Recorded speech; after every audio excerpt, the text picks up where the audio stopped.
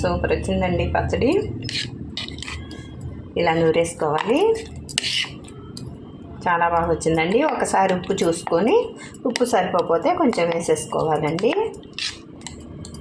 మొత్తం కలిపేసుకొని ఒక జార్లోకి తీసేసుకుంటే అండి చక్కగా ఒక 2 నెలల దాకా నిలవ ఉంటుందండి. బయట పెట్టుకున్నా ఫ్రిడ్జ్లో పెట్టుకున్నా కూడా ఉంటుంది.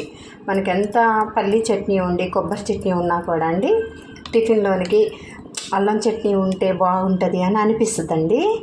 చాలా ఈజీగా చేసుకోవచ్చండి ఈ ప్రాసెస్లో. రెడీ అయిపోయిందండి. సులువుగా ఈజీగా టేస్టీగా అని అండి. ఇదిలోనికి గుంత పొంగడాల్లోనికి చాలా టేస్ట్ ఉండిద్దండి. అసలు మీరు కూడా ఒకసారి ట్రై చేసి చూడండి. ఎలా వచ్చిందో చెప్పండి. లైక్ చేయండి, సబ్స్క్రైబ్ చేయండి. బాయ్ అండి.